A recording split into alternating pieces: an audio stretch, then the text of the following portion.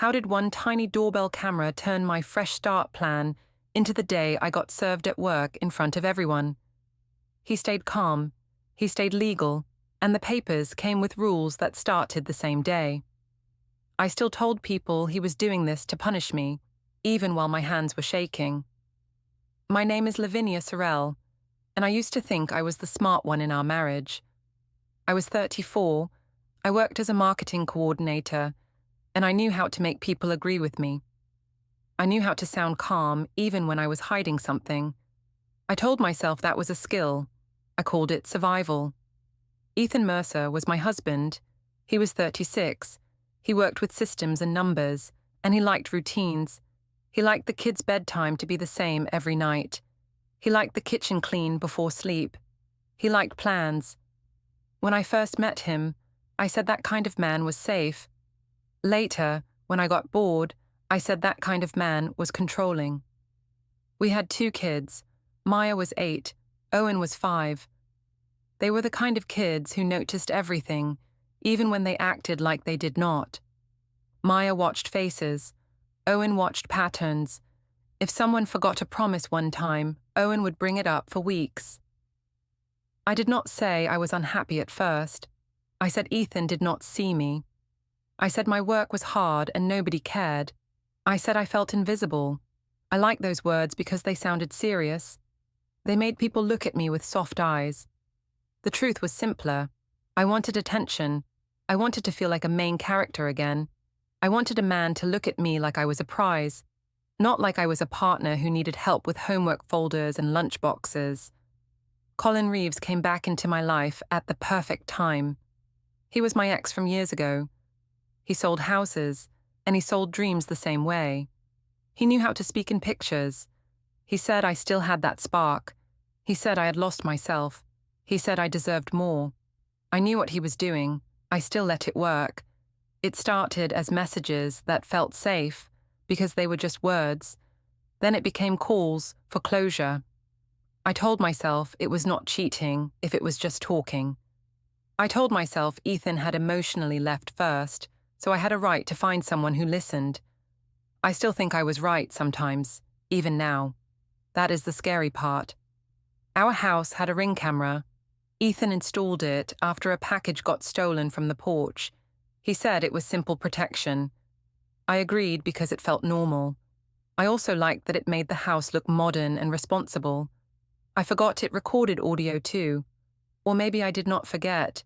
Maybe I acted like I forgot because I wanted my life to feel like a movie. On a Monday morning, the air was cold and bright. I was late, but I blamed the kids. Maya could not find her scarf. Owen refused to wear his shoes. Ethan moved around the kitchen like a quiet machine. He made toast. He packed lunches. He wiped a spill without talking. He asked why I looked stressed. I said work had a new campaign and my boss was pushing me. He asked if I needed him to do pickup. I said I could handle it, and I said it like I was insulted. He nodded and did not argue, which made me feel like he was judging me. I hated that feeling. After Ethan left for work, I stepped outside with my phone. The porch was empty, and the street was calm. I told myself I was just going to check on something with Colin. I told myself it was practical, not emotional. Colin answered fast.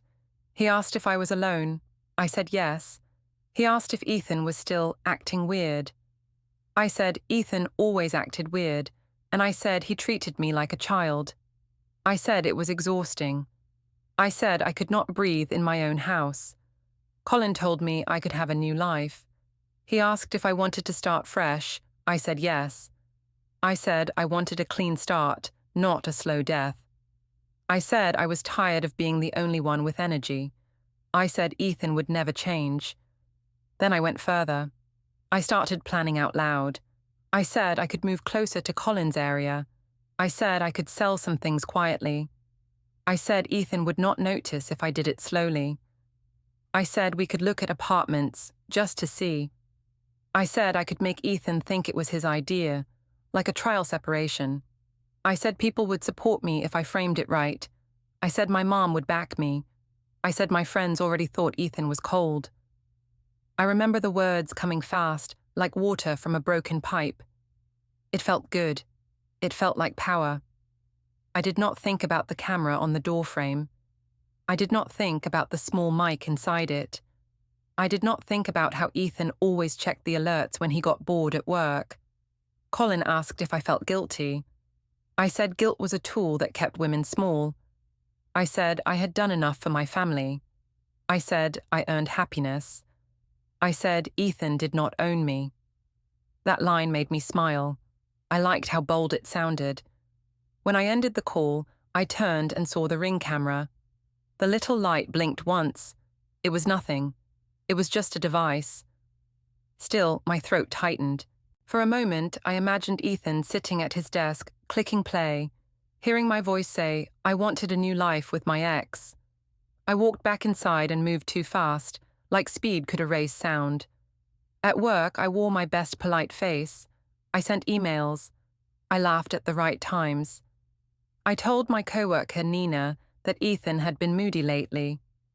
Nina asked if everything was okay at home. I said Ethan was stressed and taking it out on me. I said he questioned me like I was on trial. I said it made me feel unsafe, and I used that word on purpose. Nina's eyes changed when I said it. She asked if Ethan ever yelled. I said he did not need to yell to make me feel small. I said silence could be a weapon. I watched her absorb that. It made me feel protected, like I had already built a shield. I texted my friend Cassidy at lunch. Cassidy asked if I was still stuck with Ethan tonight. I said yes, but I said I had plans for a better future. I told her I might finally choose myself. Cassidy told me I deserved it and that men like Ethan only understood public shame. That idea warmed me. It felt like permission. That evening, Ethan stood by the sink while I helped Owen with a worksheet. He looked tired, but he was controlled. He asked how my day was. I said it was fine. He asked why I was on the porch so long this morning. I said I took a call because I needed quiet. He asked who I called. I said a coworker. He did not call me a liar. He did not raise his voice. He just watched me for one extra second, like he was placing my words into a file in his mind. I told myself his calm was proof he did not care. I told myself I needed someone who did care. I told myself that the Ring camera was only for packages. And then, as we turned off the kitchen lights, I heard a soft notification sound from Ethan's phone. He looked at the screen and his face went blank, like something had clicked into place. By Tuesday, I decided the best defense was a strong story. If I said it first, people would believe it first. That was how my mind worked. I did not call it lying. I called it setting the record. At the open plan office, the lights were bright and the desks were close. Everyone heard everything. I kept my voice low but clear. Nina asked if Ethan was still acting tense. I said yes, and I said he was getting worse. I said he had started asking for details about my day, like he was my manager. I said he checked the time I came home and acted like he owned my schedule. Nina frowned, and I could tell she was picturing me as a woman trapped in a small box. Cassidy texted me mid-morning and asked if I wanted to meet after work. I said yes and told her I needed air. She replied with a laughing emoji and said husbands like Ethan were energy thieves. I liked that phrase. It made me feel like the victim of something real. I watched myself become careful. I stopped saying Colin's name in messages. I saved him in my contacts as an emoji. I told myself it was smart. I also told myself it was proof I was not reckless. I really believed that. Around noon, I walked past the HR hallway and saw Nina coming out of a small room. Her face looked tight, like she had just been warned. I asked what happened. She said HR had asked her about workplace distractions. She said someone reported overhearing my personal calls in the parking garage last week. I smiled and acted confused. I said I barely had time to breathe, and I said it must be a misunderstanding. Inside, I felt heat climb up my neck. The office felt smaller after that. I started thinking about how a rumor could turn on me. I hated that. I wanted rumors to sit on Ethan, not on me. At my desk, I worked fast and made little errors. I clicked between tabs too quickly. At one point, I saw a spreadsheet open on Ethan's shared laptop at home through a synced browser tab. It was not labeled. It was just rows and columns. I told myself he was doing budgets. I told myself it was normal. Still, my stomach did the strange drop it does before bad news. Later, my phone buzzed with a missed call that showed no caller ID. I stared at it longer than I should have. I told myself it was spam. I told myself Ethan could not do anything real. He was too soft for real action. That was what I told myself, and it helped me breathe. After work, I walked down into the parking garage. The concrete air smelled cold and dusty. My footsteps echoed. I called Colin because I needed him to say the right things. I needed that warm, easy voice. I needed someone to tell me I was not the bad person. Colin answered and asked how my day went. I said the office was stressful and Ethan was acting strange. Colin asked what I meant. I said Ethan had started watching me, and I said it like he was the one doing something wrong. Colin said Ethan sounded insecure. I said yes, and I said insecurity was dangerous. I said men like that could ruin a woman's life. Colin asked if I could meet him later in the week. I said maybe, and I said I would figure it out. I said Ethan did not need to know every detail. Colin told me I was brave. I let that word sit in my chest like a medal. When I drove home, I practiced my face in the rearview mirror at a stoplight. I picked a tired look, but not too guilty. I picked a normal voice. I planned to be annoyed because annoyed sounded honest. At home, Ethan was already there. The kids were on the living room rug with their toys. The house smelled like pasta sauce. Ethan asked if I had a long day. I said yes. He asked why I had not replied to his message about pickup. I said my phone died. He looked at my phone on the counter and did not comment. He only nodded once, slow, like he was saving it. Maya asked if we could do a movie night. I said we would see. Ethan said yes right away, and Maya smiled at him. That bothered me in a way I did not want to admit. I wanted the kids to lean toward me, not him. I told myself Ethan was buying love with snacks and screen time. I told myself I was the real parent because I cared more. After dinner, Ethan cleaned the plates without being asked. He asked if we could talk later. I said I was tired. He said it would only take a minute. I said he always chose the worst time. He did not push. That calm felt like a wall. When the kids were in bed, Ethan stood at the edge of the hallway. He asked if I had been on the porch Monday morning. I said yes. He asked if I had called Colin. I said no, and I said he was being ridiculous. He asked why I was reacting so strongly. I said because I was tired of being accused. He did not argue with my words. He asked for one simple thing. If I wanted space, why did I not say it plainly instead of disappearing? I told him he was twisting everything. I told him I was allowed to breathe. I told him he needed therapy. That last part felt good to say. It sounded mature. It also made him blink, like he was surprised by how quickly I went there. He asked if there was someone else. I laughed, and I made it sharp. I said he was paranoid, and that he was embarrassing himself. I said no woman would stay with a man who treated her like a suspect. I watched his face for a reaction. I wanted him to explode, because then I could point and say, see? I was right, but he did not explode. He said he did not want to fight. He said he wanted clarity. I said clarity was just another word for control. He stared at me for a few seconds, and then he looked past me, toward the kitchen, like he was thinking about a list. I noticed small things after that. A calendar reminder flashed on his phone screen when he set it down, and it just said, meeting, personal. He flipped the phone over fast, like he did not mean for me to see it.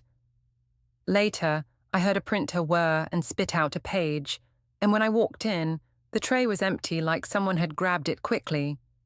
Ethan said it was nothing, and that it had printed wrong. I told myself it was all normal. I told myself I was imagining patterns because he had trained me to fear him. I repeated that story in my head until it felt true.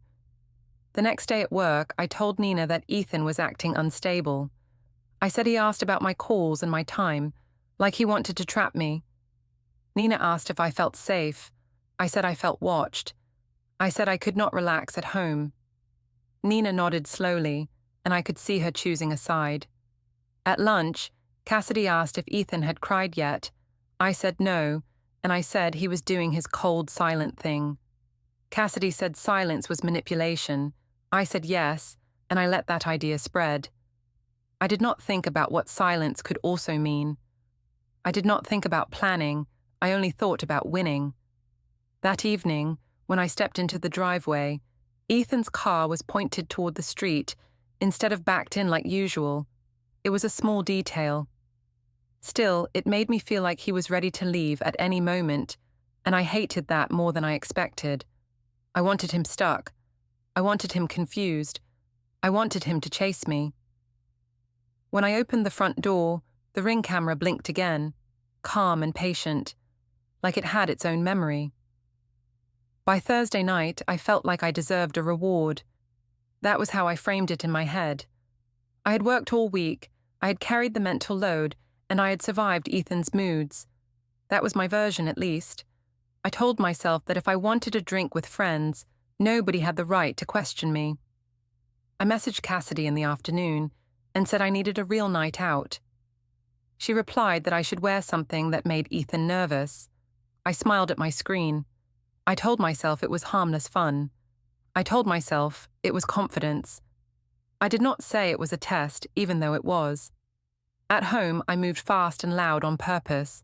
I wanted Ethan to feel my energy like a storm.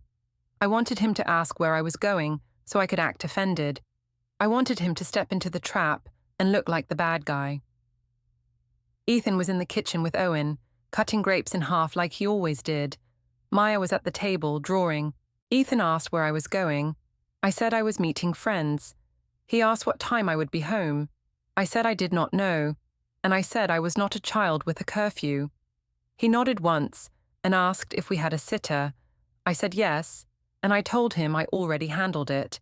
That was not fully true. I had texted a teenage neighbor an hour earlier and hoped she would say yes. When she did, I felt proud, like I had solved a big problem. I told myself Ethan would have overplanned and ruined it. I told myself I was better at living. When the neighbor arrived, Ethan asked if she knew the bedtime routine. I said she could figure it out. Ethan explained it anyway, calmly. He said Maya liked a glass of water by the bed, and Owen needed his nightlight. I stood there and rolled my eyes, so the sitter would see him as extra. I wanted witnesses for my story. Before I left, Maya asked if I would be back for movie night like we planned. I said I would try, and I said it in a soft voice that sounded kind. Ethan looked at me for a second, and I felt like he was reading behind my words. In the car, I checked my phone at red lights. Colin had sent a message earlier and asked how things were going. I did not reply right away. I liked having that secret thread in my pocket. It made me feel like I had options. I told myself it was the only way to stay sane. The rooftop bar was loud and warm, with city lights behind the glass rail. Music bounced off the walls. People laughed like life was simple. Cassidy was already there with 2 other friends, and Nina came a few minutes later. They all hugged me like I had escaped something. Cassidy asked how Ethan had acted this week. I said he was doing his quiet punishment thing again. Nina asked what I meant. I said he asked questions like an investigator, and then acted calm like I was crazy. I made my eyes look tired. I told them I felt watched at home. I said I could not relax. Cassidy said men like Ethan loved control. I agreed fast. Nina asked if he ever raised his voice. I said he did not need to. I said he used silence and guilt. I said he tried to make me feel selfish for wanting a life. They nodded. Their faces gave me the feeling I wanted. I was not the problem. I was the brave one. I told myself that was the truth. After the first drink, I started talking more. I told a story about Ethan asking what time I got home, and I made it sound like a crime scene. I said he wanted proof. Cassidy laughed and said he sounded insecure. I laughed too, louder than I needed to. I wanted the people at nearby tables to hear. I wanted public support, even from strangers. A man at the next table glanced over, and I felt a rush of power. I told myself Ethan would never make me feel like that again. I told myself I deserved this attention because Ethan had failed. As the night went on, Cassidy suggested we take pictures. She lifted her phone and said we should show the world that I was free. I posed with a smile that felt sharp. Nina hesitated, but she still leaned in. I noticed her eyes checking the room, like she was worried about who might see. Cassidy asked if Ethan knew where I was. I said yes, and I said he did not get a vote. She asked if he was waiting at home like a sad dog. I said he probably was. The words came out mean, and I liked how the table reacted. They laughed and made faces like Ethan was pathetic. For a moment, I felt a small sting after that laugh. It was quick and easy to ignore. I told myself Ethan deserved it. I told myself he had pushed me here. I told myself respect follows results, and I had results. Around 11, I checked my phone again and saw a message from Ethan. He asked if I was okay, and if I needed a ride. I stared at it and felt irritation rise. I told myself he was trying to look like the good guy. I told myself it was a performance. I typed back that I was fine. I did not answer the ride question. Cassidy asked what he wrote. I said he was acting like my father. She said I should let him come so he could see how happy I was without him. That idea thrilled her. It also made something dark and excited wake up in me. I messaged Ethan and said he could pick me up if he wanted. I added that he should not make a scene. I smiled at the screen like I had set a stage. When Ethan arrived, I saw him through the glass door near the bar entrance. He stood still for a moment, scanning. Then he walked in without rushing. He looked normal, clean, tired, not dramatic. That annoyed me because I wanted him to look messy. He came to our table and nodded to everyone. He asked if I was ready to go. I said I had just sat down and he was already trying to drag me away. He said he was not dragging me, he said he was offering. I said he was embarrassing me and acting jealous. He looked at Cassidy and Nina and then back at me, and his face stayed controlled. Cassidy smirked and asked if Ethan was checking my location now. Ethan said he was only here because I asked. I jumped in fast and said he had misunderstood, and I said he always misunderstood.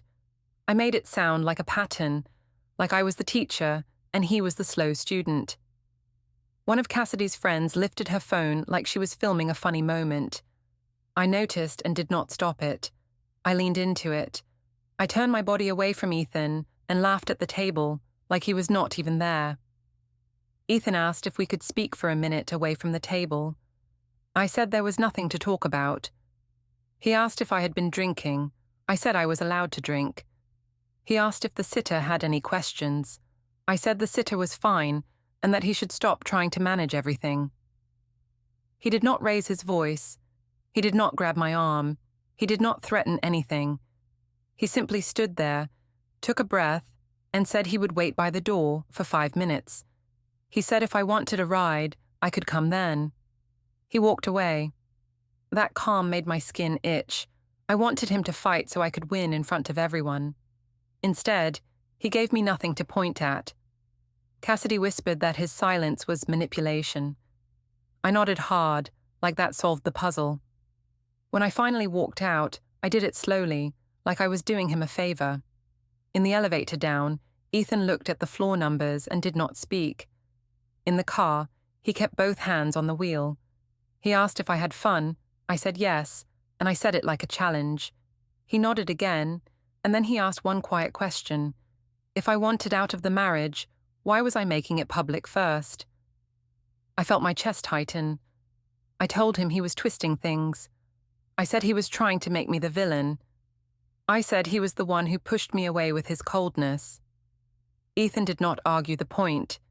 He only glanced at the dashboard clock when we stopped at a light, like he was marking the time. At home, the house was quiet. The sitter said the kids were asleep and everything went fine. Ethan thanked her and paid her without drama. When the sitter left, I walked toward the stairs and I heard a faint beep from Ethan's phone. It was soft, like a notification, but it happened at the exact moment I turned.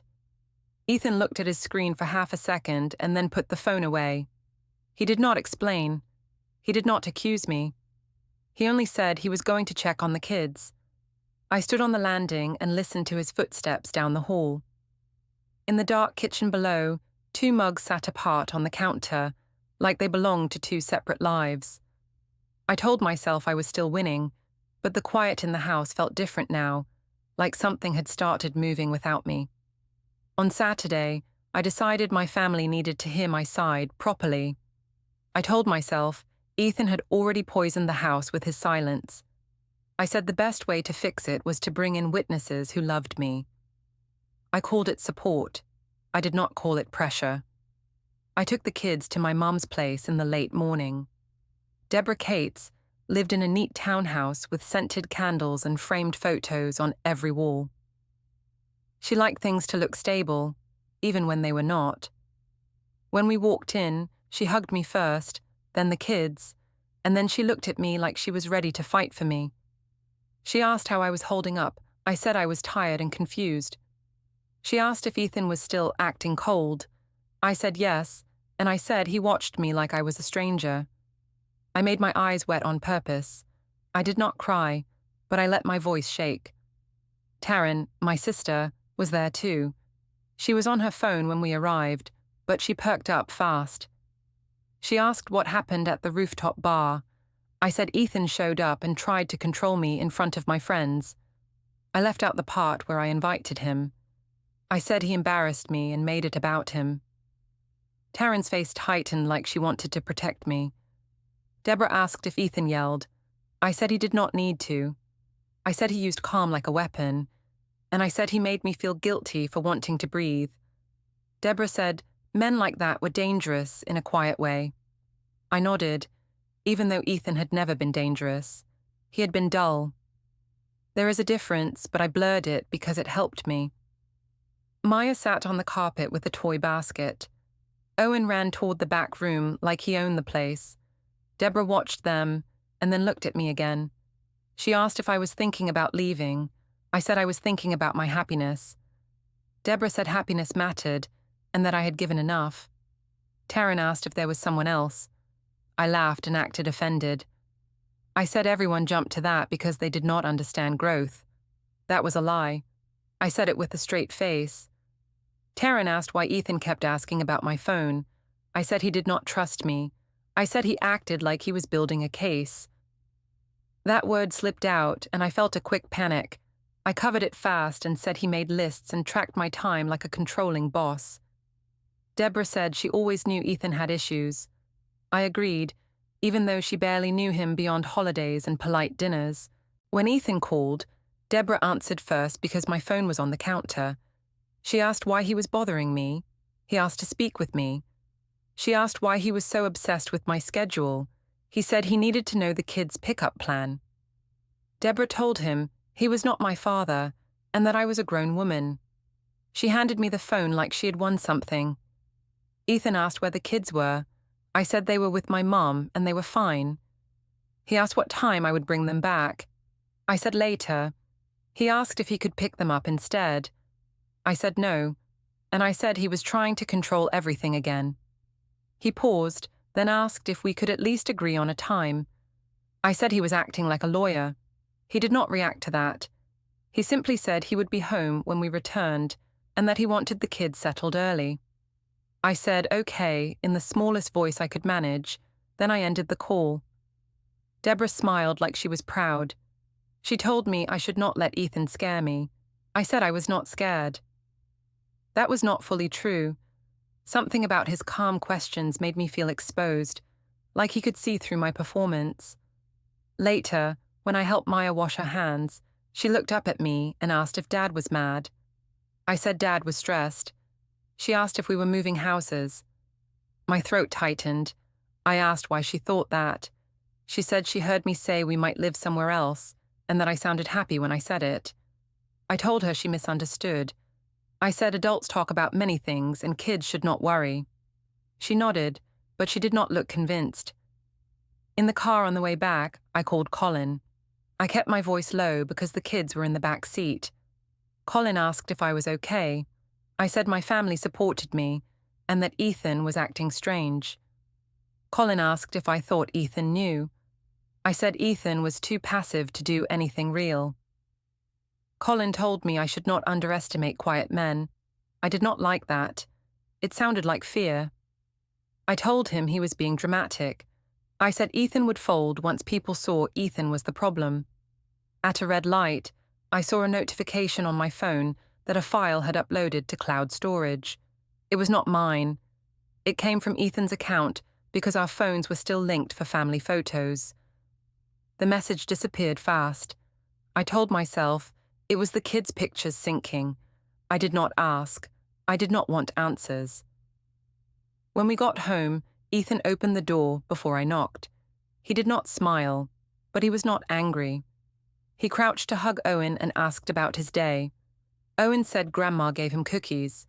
Ethan asked if he brushed his teeth. Owen groaned and ran inside. Ethan asked Maya if she had fun. Maya nodded, and then watched Ethan's face like she was checking for storms. I walked past Ethan and headed to the kitchen like I owned it. I told him my mom thought we needed to talk about boundaries. Ethan asked what boundaries I meant. I said he needed to stop interrogating me. He said he had asked about schedules because of the kids. I said the kids were fine and he was using them as an excuse. Ethan asked if we could sit down after bedtime. I said I was exhausted. He said he understood, but he still needed a plan for the week. I said he was making everything a project. He said he was trying to make things stable. I rolled my eyes so hard it almost hurt. While I filled a cup of water, I noticed a new key on Ethan's keyring. It was small and silver, and did not match the others. I asked what it was for. He said it was for a storage unit. I laughed and said he was being ridiculous. He did not answer the laugh. He simply walked toward the hallway to start bedtime. I followed him, not to help, but to watch. In the kids' room, Ethan asked Maya about school. She said she had a spelling quiz soon. He said he would practice with her.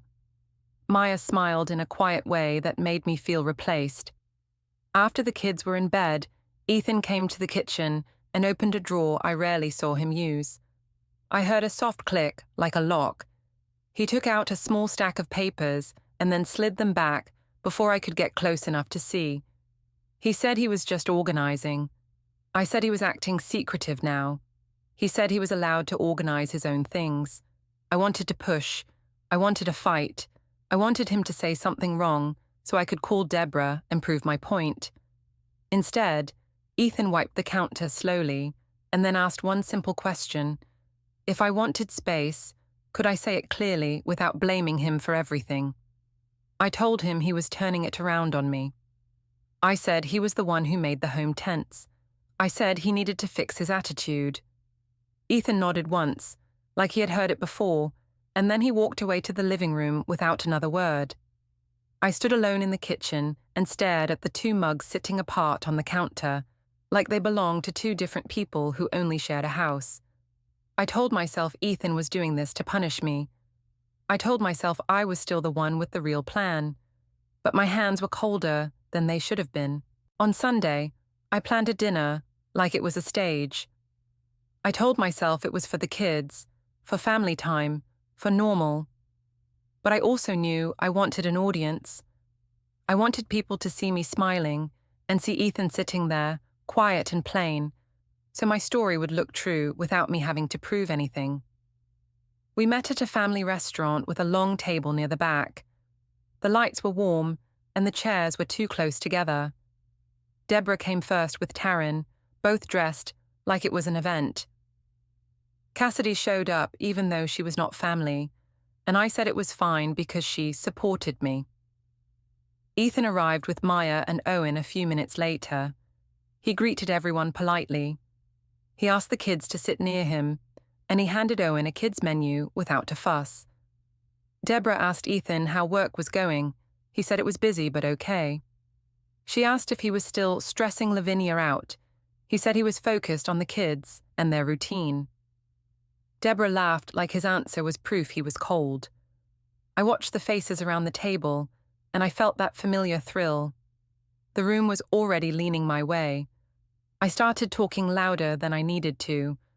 I told a story about how Ethan asked me what time I got home on Tuesday. I said he acted like an investigator. I said I had never felt so watched. I said I missed the old me, the one who could breathe. Cassidy nodded hard. Taryn added that I had been tired for months. Deborah said a woman should not live under rules. People murmured and nodded, like they understood something deep. Ethan did not interrupt. He cut Owen's chicken into small pieces. He asked Maya if she wanted more water. He listened like a person listening to weather, not an attack. That made me angry. I needed him to react so everyone could see the monster I described. Cassidy asked Ethan if he had ever thought about how his silence felt. He said he did not want to argue in front of the kids. Deborah said the kids should not have to watch their mother get controlled. Ethan said he was not controlling anyone, and he said he would only talk about schedules and the children. Deborah snorted. I felt like the winner because he sounded boring next to my emotion. When the food came, I took a picture of my plate and posted it with a caption about choosing peace. I knew what that meant to people online. It meant Ethan was chaos. It meant I was healing. I watched the likes appear, and it felt like oxygen. Halfway through dinner, I stood up with my glass. I did it like a toast. I said I wanted to thank everyone for being there for me. I said it had been a hard season, and I said I was learning to put myself first. I said I had spent years making myself small to keep the house calm. I said I would not do that anymore. Ethan looked up at me, and his face stayed neutral. He asked me to sit down. I said he did not get to tell me what to do. He said he was not telling me what to do. He said he did not want a scene. I said the scene was already here, and I said he created it with his behavior. Maya's eyes got big.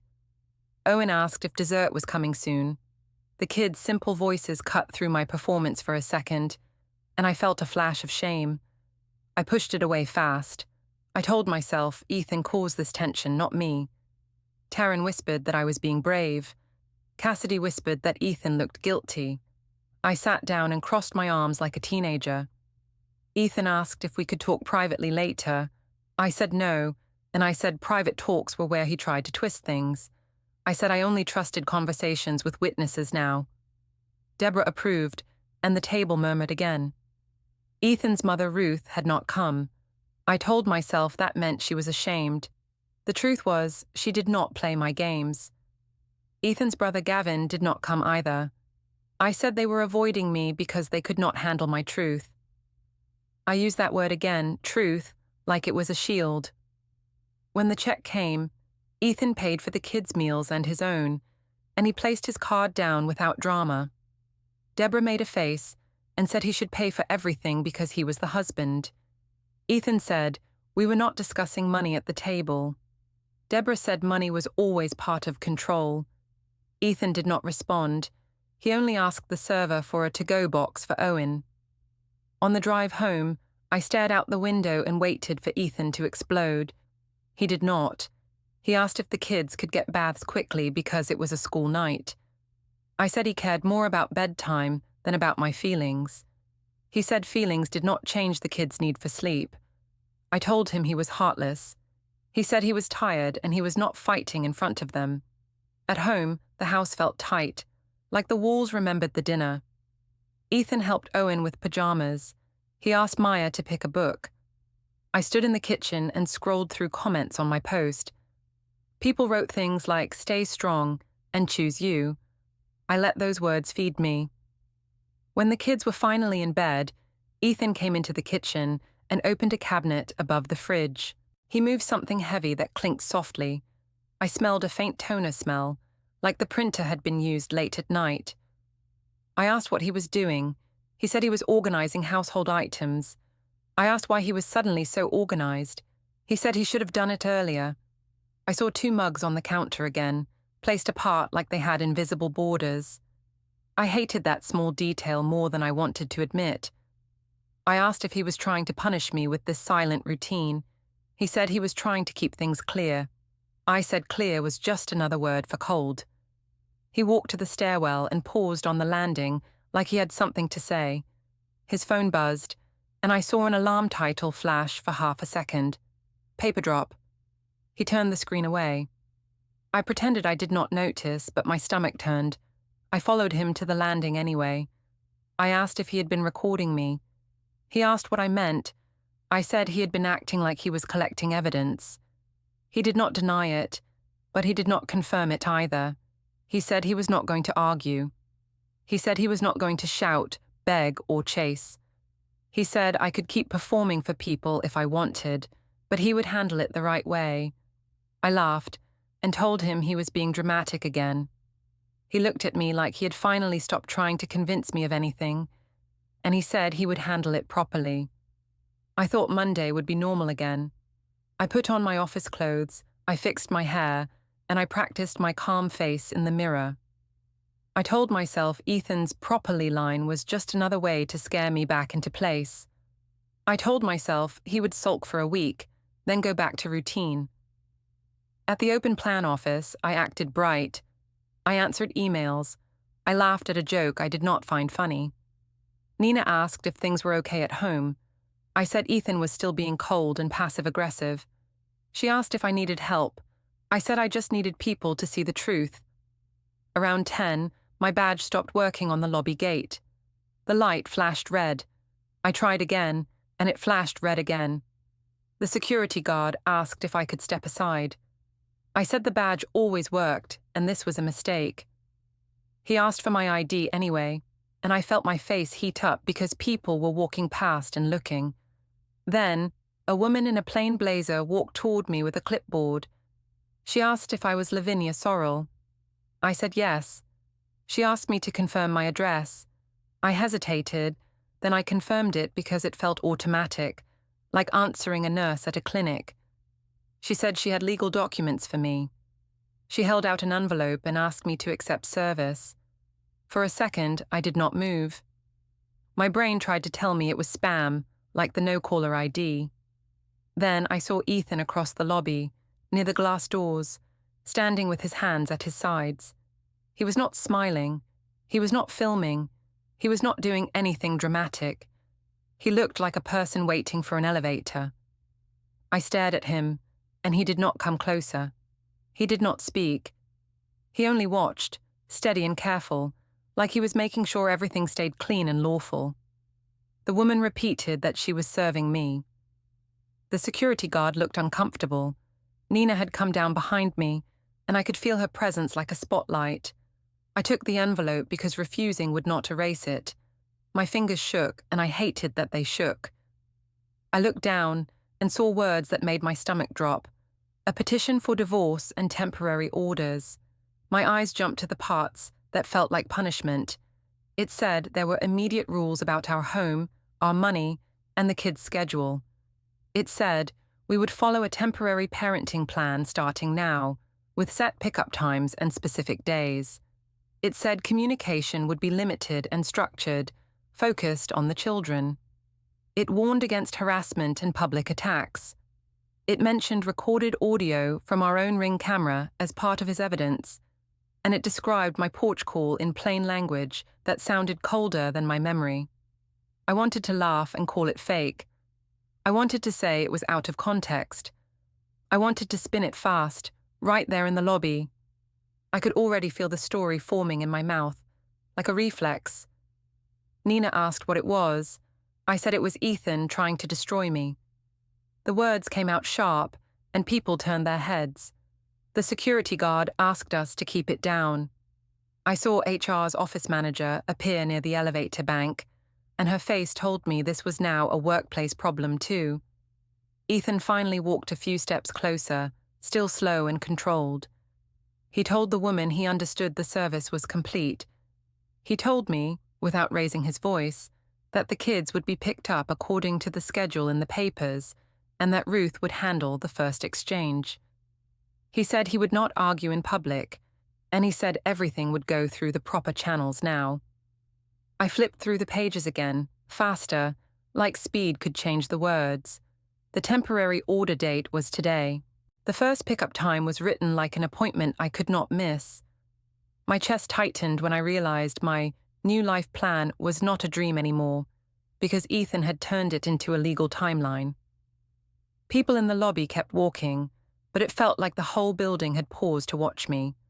I held the envelope against my chest like it could hide me, and I saw Ethan turn away and leave through the glass doors, calm and upright, while I stood there with proof that the camera heard everything.